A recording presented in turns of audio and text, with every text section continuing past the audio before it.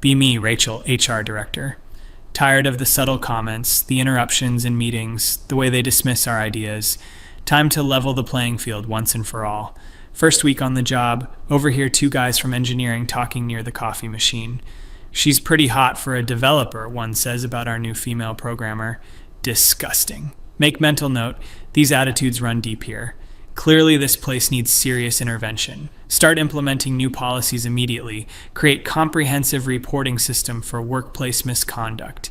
Any complaint from a woman triggers immediate formal investigation. No more of this boys will be boys nonsense. Zero tolerance means zero tolerance. Bring in mandatory sensitivity training for all male employees. Watch them squirm as we go through scenarios about appropriate workplace behavior. Some of them actually have the audacity to ask, what if the accusation is false? Explain that believing women is fundamental. False. Accusations are statistically negligible. Their discomfort just proves how necessary this is. Within first month, 3 separate complaints come through the system. David from marketing made a comment about a female coworker's outfit. Immediately launch full investigation, notify his manager, document everything. He claims he was just complimenting her new jacket, but intent doesn't matter. Impact is what counts. Second complaint about Stephen from accounting. Allegedly stood too close to a female colleague during a presentation. Again, full investigation protocol. Stephen seems genuinely confused, says he always stands there during presentations. Classic gaslighting behavior, making the victim question their own experience. Third one really validates everything I've been saying. Marcus from IT supposedly made inappropriate comments during a team lunch. The complainant felt uncomfortable with jokes he was making. Marcus protests that everyone was laughing, including other women at the table, completely missing the point. Just because others laughed doesn't mean it wasn't harmful. All 3 men get formal reprimands. Word spreads quickly through the office. Good. Maybe now they'll think twice before their next microaggression. Notice some interesting behavioral changes over the following weeks. Men seem more cautious in their interactions. Conversations are shorter, more professional. Exactly what we wanted. A respectful workplace environment. Couple months later, attending a project planning meeting. Notice something odd when I walk into the conference room. Instead of the usual casual pre-meeting chatter, everyone goes silent. 7 people in the room, 4 men, 3 women, including myself. One of the men immediately pulls out his phone and starts recording. Just for accurate meeting notes, he explains when someone asks. Whatever. Transparency is good. Means they're taking things seriously now. A few weeks after that, trying to schedule one-on-one meetings with department heads. Need to review performance evaluation procedures. Email Thomas from sales about setting up a meeting. His response is weird. I'd be happy to discuss this. Could we include Jennifer from my team as well? She's familiar with our current processes. Odd, since this is about managerial procedures, not day-to-day operations. But fine, more perspectives can be valuable. Same thing happens when I reach out to Michael in engineering. Wants to bring his team lead Sarah to our meeting about budget planning. And when I contact Robert from customer service, insists on including his assistant manager Lisa. Starting to see a pattern here. Every single man I try to meet with individually wants to include a woman colleague. Initially think this might be positive. Maybe they're finally recognizing the value of female input, but something feels off about it. Decide to test this theory. Email James from facilities about routine office maintenance budget. Simple. Administrative matter should be straightforward. His response, absolutely. I'll ask Patricia to join us since she handles vendor communications. There are no vendors involved in this discussion. Now I'm paying closer attention to office dynamics. Notice men literally never meet with women one-on-one anymore. Anytime a male manager needs to speak with a female subordinate, there's always a third person present. Initially assume this is just better collaborative culture developing, but then I observe something that makes me pause. Watching Kevin from finance try to give feedback to Amanda, one of his analysts. Instead of just talking to her at her desk like normal, he asks another coworker to witness the conversation. The feedback is completely routine, just clarifying some spreadsheet formatting. Why does this need a witness? Start documenting these patterns more systematically. Every single interaction between male and female employees now includes a third party. Men are bringing recording devices to meetings. Everything gets documented in email follow-ups with multiple people copied. Initially think this is just good professional practice. Documentation and transparency are important, but the behavior seems almost compulsive. Decide to address this directly. Approach Daniel from operations after noticing he requested a witness for a 5-minute conversation about printer paper ordering. Ask him privately why he felt that was necessary. His response catches me off guard. "Rachel, I need to protect myself. Any misunderstanding could destroy my career here." Protect himself? From what? It's just a conversation about office supplies. Press him for clarification. He becomes visibly uncomfortable, starts looking around nervously. I can't risk any situation where it's just my word against someone else's. The policies are very clear about how these things get handled. Walk away from that conversation feeling unsettled. What did he mean about policies? Being clear, we implemented fair protective measures for victims of workplace misconduct. How is that threatening to someone who's not doing anything wrong? Decide to dig deeper into recent workplace dynamics. Pull up records of formal complaints over the past year. 3 complaints total, all resolved through our standard investigation process.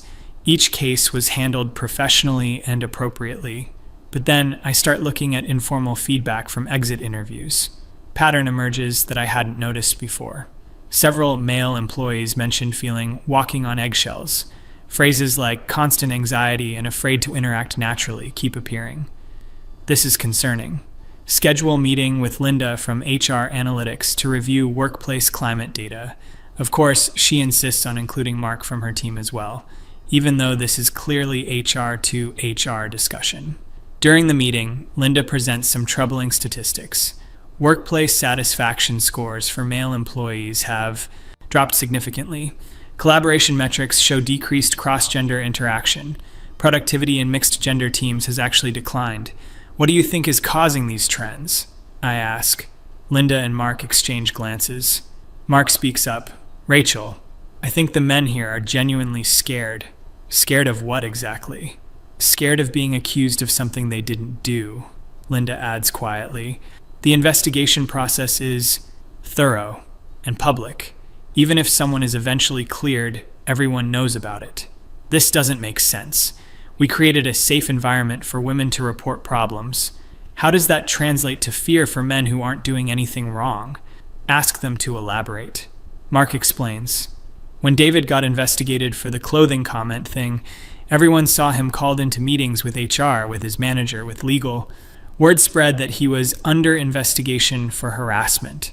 Even after he was cleared, people still whisper about it. That's just due process," I explain. "We have to take every complaint seriously." "But the investigation starts immediately," Linda points out. "There's no preliminary assessment of whether the complaint has merit. Day 1, everyone knows you're being investigated for potential sexual harassment. Still not seeing the problem. Believing women means taking their concerns seriously from the start. Would you rather we dismiss women's complaints without investigation?" Another uncomfortable glance between them. "Of course not," Mark says carefully. "But maybe there's a middle ground? Some way to assess complaints more discreetly before launching full investigations?" "Absolutely not. That's exactly how predators slip through the cracks. Preliminary assessments are just code for protecting men's reputations over women's safety." And the meeting feeling frustrated. They're clearly not understanding the bigger picture here. But over the following days, I can't stop thinking about what they said. Start observing office behavior more carefully.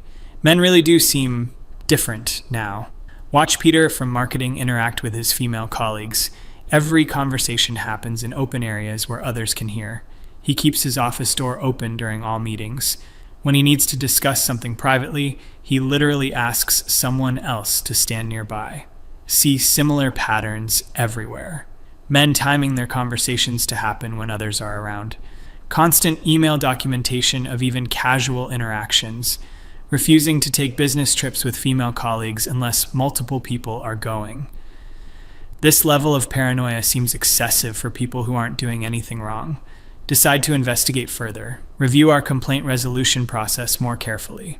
Look at the actual language in our policies. The procedures do seem comprehensive. Any complaint triggers immediate formal investigation. The accused person's manager is notified within 24 hours. HR meetings are documented in employee files. Investigation typically takes 2 to 3 weeks minimum. During investigation period, interactions between complainant and accused are restricted. Reading this with fresh eyes, I can see how it might feel overwhelming. But these measures are necessary to protect victims.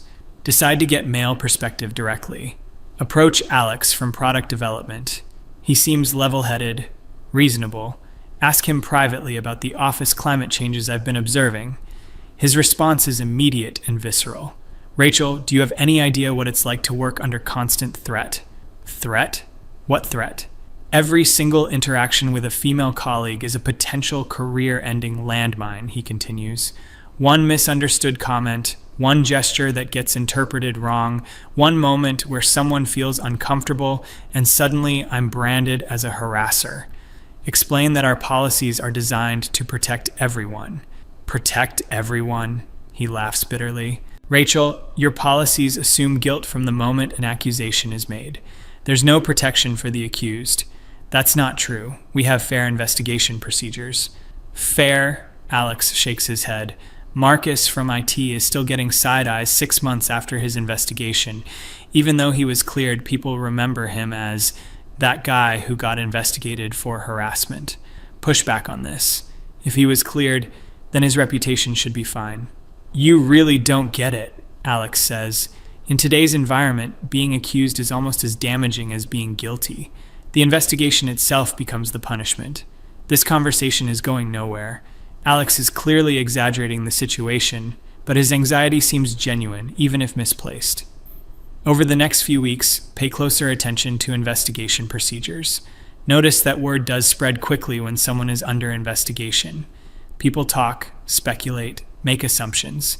Even when cases are resolved in the accused person's favor, there's lingering awkwardness. Maybe there's some validity to these concerns. But protecting women from harassment has to be the priority. Can't let fear of false accusations prevent us from addressing real problems. Then something happens that shifts my perspective entirely. Receive complaint about Jason from customer service. Allegation is that he made inappropriate comments during a team video call. Follow standard protocol. Immediate investigation. Notify his manager, schedule interviews, document everything. But this time, I decide to review the video call recording myself. We record most client-facing meetings for quality assurance. Want to see exactly what happened. Watch the entire 45-minute call. Jason participates normally, professionally, makes several comments about client requirements, asks clarifying questions. At no point does he say anything remotely inappropriate. Confused, I rewatch sections multiple times, check the timestamps from the complaint. The alleged inappropriate comment was supposedly made at 28 minutes into the call. At that timestamp, Jason is discussing technical specifications with the client. Review the complaint details again. Complainant claims Jason made a sexual joke during the call, specifically alleges he said something about getting her excited, referring to a female colleague. But watching the recording, what he actually said was, "I think this feature will get users excited about the new interface." Completely professional comment about product development. This is clearly a misunderstanding, but our investigation has already been launched. Jason's manager has been notified, he's been called in for HR meetings. Colleagues have seen him going in and out of HR office. Realize this situation perfectly illustrates what Alex was talking about. Even though Jason did absolutely nothing wrong, he's now under investigation for harassment. His reputation is being damaged by a completely false accusation, and our policies provide no mechanism to quickly resolve obvious misunderstandings. Call the complainant for clarification. When I explain what Jason actually said, she immediately apologizes. "Oh my God, I must have misheard. I was multitasking during the call and thought he said something else entirely." Simple mistake, easy to resolve. But the damage is already done. Investigation has been initiated, records created, people notified. Try to close the case quickly and discreetly, but the process doesn't allow for that. Have to complete full investigation protocol even for obviously baseless complaints. Jason spends 2 weeks under investigation for something he never said. Colleagues whisper about why he's having so many HR meetings. Even after he's cleared, some people remember him as the guy who was investigated. This experience forces me to confront uncomfortable truths about our policies. Maybe the system is too rigid, too punitive. Maybe there should be some preliminary assessment before launching full investigations. But every time I consider modifications, I think about all the women who have been dismissed, ignored, gaslit. How many real predators have escaped consequences because initial complaints weren't taken seriously? Struggle with this balance for weeks. Then notice something that really drives the point home. Walking through office late one evening, finishing up quarterly reports. Hear voices from conference room. Peek in and see 4 people. 2 men, 2 women from different departments. They're having what appears to be a routine project meeting. Nothing unusual about it, except the time. 7:30 p.m. is odd for a regular team meeting. Decide to ask why they're working so late. Turns out this isn't a project meeting at all. One of the men, Carlos from design, needed to give performance feedback to Emma from his team. The other 2 people are there as witnesses for the conversation. They scheduled the meeting hours, so the witnesses wouldn't have to take time away from their regular work. Carlos is literally paying 2 colleagues overtime to witness a routine performance review because he's too afraid to have a normal one-on-one conversation with his female subordinate. This is insane. Performance reviews are standard managerial responsibilities. Why does he need witnesses for basic job functions? Ask Carlos directly. Rachel, I've seen what happens when it's one person's word against another's. Emma's a great employee, but if she misunderstands something I say about her performance or takes feedback the wrong way, he trails off, but the implication is clear. He's genuinely terrified that normal management duties might be misinterpreted as harassment. Watch Emma during this conversation. She seems just as uncomfortable with the situation as Carlos. Having witnesses for performance feedback makes the whole interaction awkward and formal. This is ridiculous, I tell them. Emma, surely you don't need witnesses for a performance review. Emma looks conflicted. I mean, no, but I understand why Carlos wants them here. It protects both of us, I guess. Both of them? How does it protect her? Well, Emma explains hesitantly, if Carlos says something inappropriate, there are witnesses. But also, if there's ever any question about what was discussed or agreed upon, we have neutral parties who heard everything. She's right. The witness system protects everyone from misunderstandings and false accusations. But at what cost? These people are spending extra money and time just to have normal workplace conversations. The level of paranoia and mistrust is staggering. Leave that evening deeply troubled. The policies I implemented were supposed to create a safer workplace for women. Instead, I've created an environment where basic professional interactions require surveillance. Spend the weekend really thinking about this. Review all our harassment cases from the past year. 3 formal complaints, 2 informal concerns, 1 investigation that was dropped. 6 total cases in a workforce of 200 people. 4 of them involved genuine misunderstandings rather than intentional misconduct. Only 2 cases involved potentially problematic behavior, and those 2 were handled appropriately under our old policies anyway. Meanwhile, office culture has been completely transformed. Men are afraid to interact normally with female colleagues. Women are inadvertently participating in this climate of suspicion. Productivity and collaboration have suffered. Consider whether the cure has become worse than the disease. Monday morning, decide to test something. Schedule one-on-one meetings with several male managers. Don't mention anything about witnesses or recordings. Just send normal meeting invites. Results are exactly what I expected. Every single man requests additional attendees. Thomas from sales wants his female assistant present. Michael from engineering asks to include a woman from his team. Robert from customer service insists on bringing his female deputy manager. When I push back and say this is just between us, the reactions are telling. Thomas gets visibly nervous and asks if the meeting is disciplinary in nature. Michael requests to bring a union representative.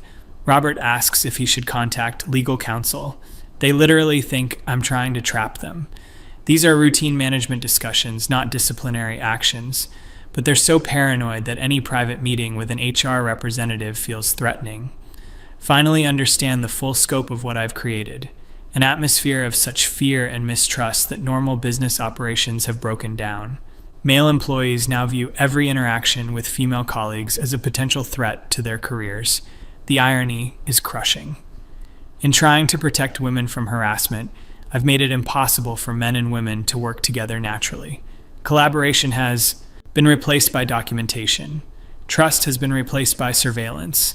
Normal professional relationships have been replaced by paranoid formality. Realize that several good male employees have left the company over the past year. Exit interviews cited cultural fit issues and workplace stress. Probably couldn't say directly that they were afraid of false accusations. Meanwhile, some female employees have started expressing frustration too. They feel like their male colleagues are treating them like walking lawsuits. Conversations are stilted, collaborations are awkward. Instead of feeling more respected, they feel more isolated. The unintended consequences extend beyond just fear of false accusations. Men are now overcorrecting to avoid any possibility of misunderstanding.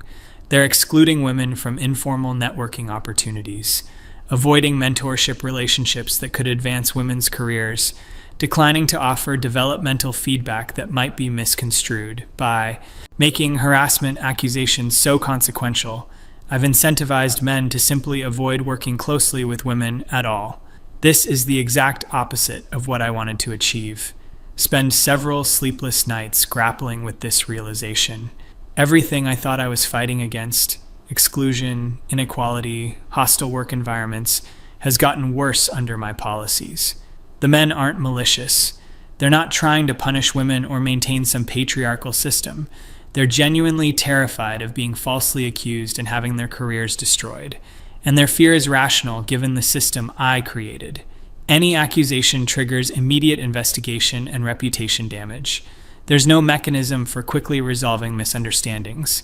Even false accusations leave permanent marks on employment records. Begin to understand why they insist on witnesses and documentation. It's not paranoid behavior. It's logical self-protection in an environment where their livelihoods depend on being able to prove their innocence. The recording devices, the email documentation, the third-party witnesses, all of it makes perfect sense when viewed from their perspective. They're protecting themselves the only way they can under policies that assume guilt until proven innocent. Also realize that my initial dismissal of their concerns was part of the problem. When men tried to explain their anxiety about false accusations, I labeled it as misogyny. When they requested policy modifications, I saw it as resistance to progress. When they changed their behavior to avoid accusations, I interpreted it as proof that they had something to hide. But they were just trying to survive in a system that offered them no protection. And my refusal to acknowledge their legitimate concerns made everything worse. The most disturbing realization is how this has affected the women in our office. Several have mentioned feeling uncomfortable with the new dynamics. Male colleagues who used to be friendly and collaborative are now formal and distant. Opportunities for mentorship and advancement have decreased. The workplace has become more segregated, not more inclusive. Some women have even started requesting witnesses for their own meetings with male colleagues. Not because they fear harassment, but because they want to avoid the possibility of misunderstandings that could hurt someone's career. Everyone is walking on eggshells. The office culture has shifted from one of trust and collaboration to suspicion and self-protection. This isn't the safe, inclusive environment I wanted to create.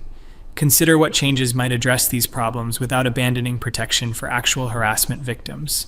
Maybe preliminary assessments before launching full investigations, perhaps more discreet initial fact-gathering, definitely better communication about investigation outcomes, some way to quickly resolve obvious misunderstandings. But any modifications feel like admitting defeat, acknowledging that my approach was fundamentally flawed, accepting that sometimes the cure can be worse than the disease. The hardest part is realizing that my good intentions don't excuse the harmful outcomes. I thought I was fighting injustice, but I created a different kind of injustice.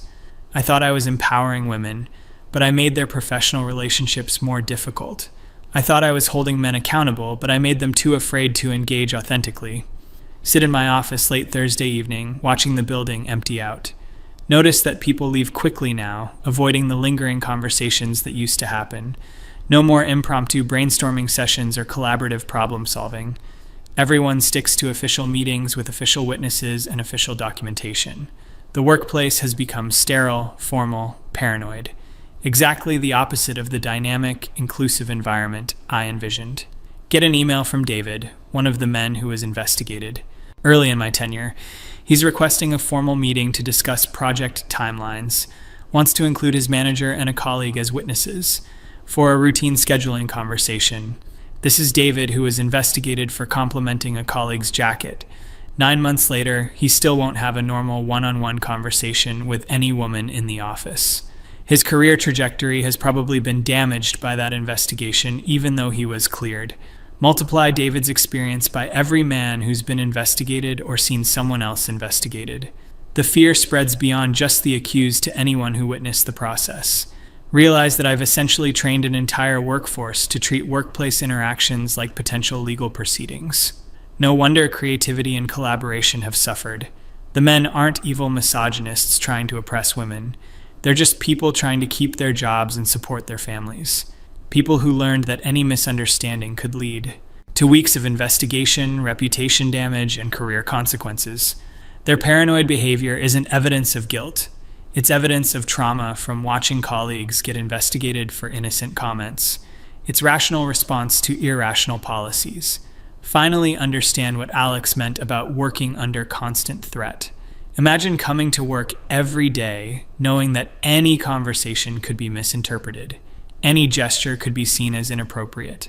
Any comment could trigger an investigation that destroys your reputation. The psychological toll must be enormous. Constantly monitoring your words and actions. Second-guessing every interaction. Avoiding normal professional relationships out of fear. And the women aren't benefiting from this environment either. They're being treated like potential landmines rather than colleagues. Excluded from informal networks because men are afraid to interact casually.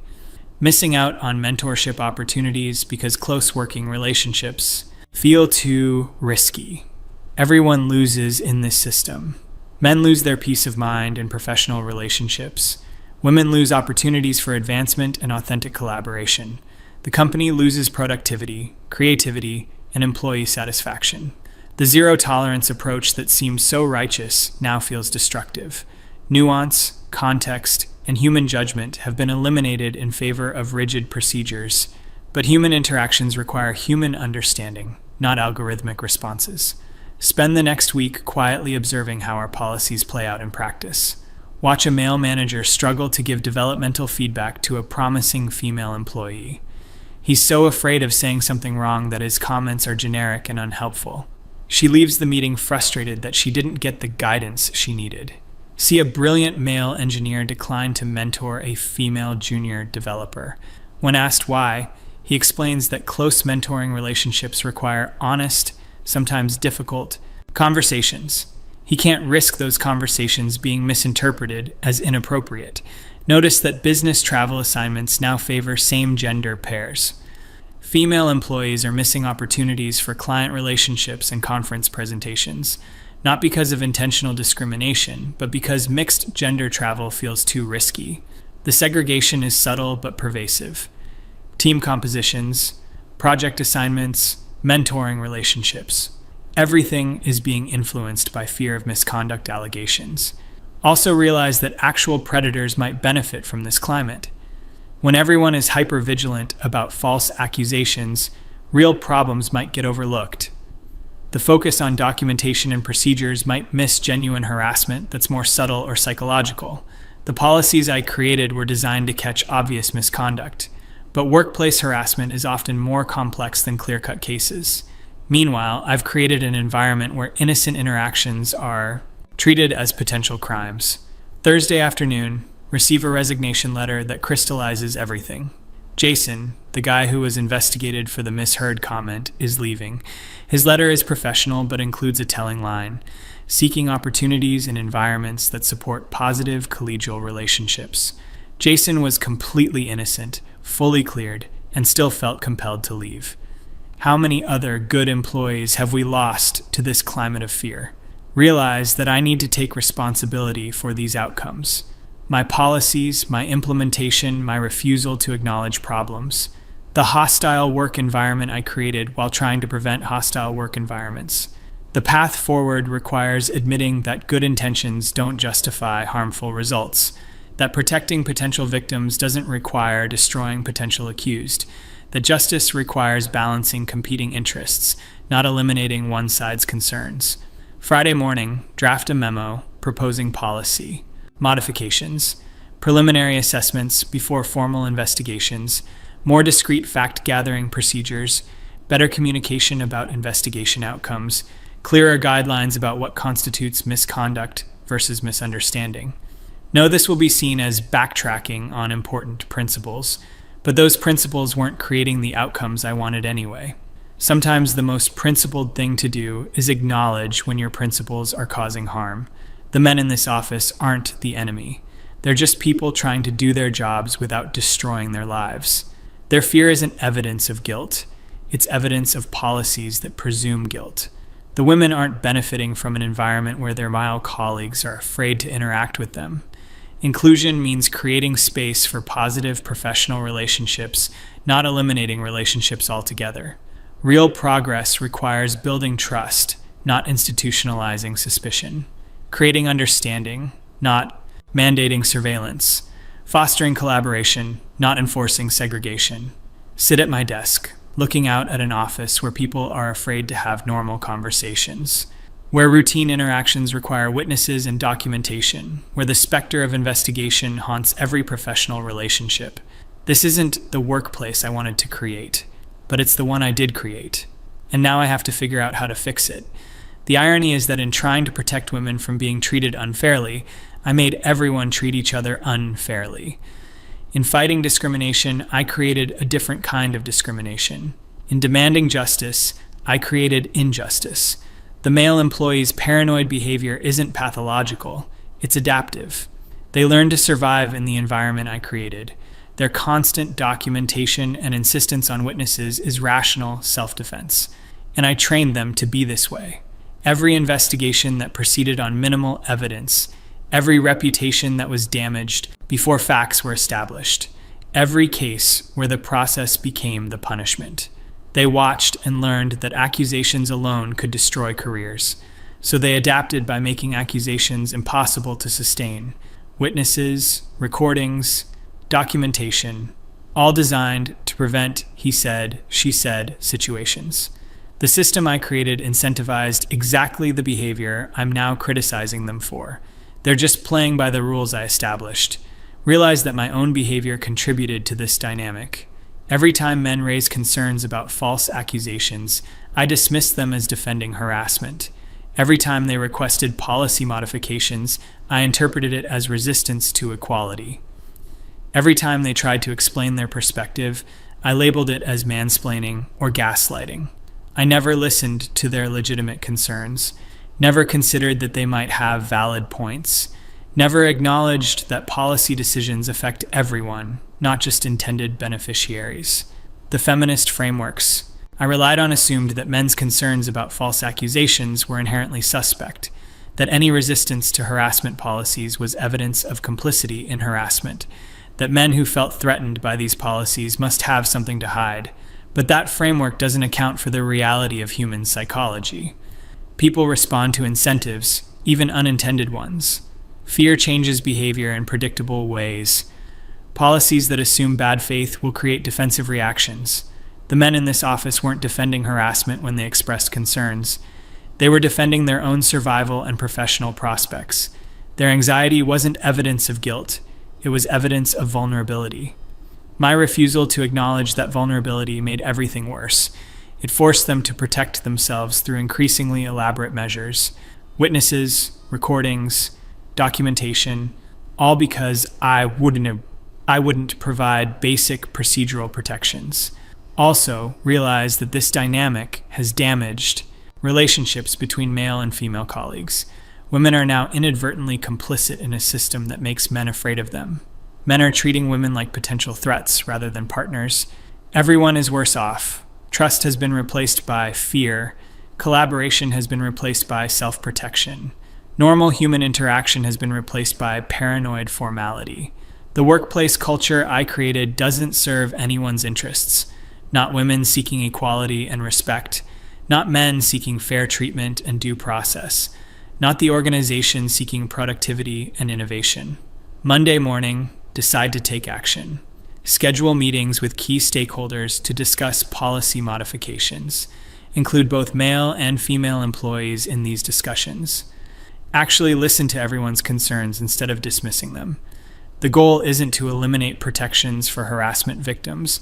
It's to create a system that protects everyone fairly, that distinguishes between genuine misconduct and innocent misunderstandings, that preserves due process while taking complaints seriously. Know this will require admitting that my previous approach was flawed, that good intentions don't excuse harmful outcomes, that sometimes the cure can be worse than the disease, but that's what leadership requires. Acknowledging mistakes and working to fix them. Putting principles into practice in ways that actually achieve intended goals. The men's paranoid behavior was a message I should have heard months ago. Their insistence on witnesses and documentation was feedback about policies that didn't protect them. Their fear was evidence that the system was broken, not that they were guilty. I created this environment through policies that assumed guilt until proven innocent. That made accusations alone sufficient to damage reputations. That provided no protection for people who were falsely accused. Now I need to create something better. A system that takes harassment seriously without destroying innocent people. That protects victims without victimizing the accused. That promotes equality without institutionalizing fear. The male employee's behavior makes perfect sense now. They're not paranoid, they're rational. They're not guilty, they're scared. They're not resisting progress, they're protecting themselves from unjust policies. And their protection mechanisms are actually quite sophisticated. Witnesses prevent he said, she said situations. Documentation creates objective records. Formal procedures ensure transparency. In many ways, they're implementing better practices than our official policies required. They're just doing it out of fear rather than principle. The challenge now is channeling that energy constructively, creating policies that provide the protections they're seeking through informal means, building trust that makes witness-required meetings unnecessary. But first, I need to acknowledge the damage my previous approach caused. To the men who were investigated for innocent actions, to the women who lost opportunities because men were afraid to work with them, to the organization that suffered from decreased collaboration and productivity. Real accountability means taking responsibility for outcomes, not just intentions. Means admitting when your methods don't achieve your goals. Means changing course when evidence shows you're causing harm. The feminist principles I believe in don't require destroying men's careers over misunderstandings. Equality doesn't require eliminating due process. Protecting women doesn't require making men into enemies.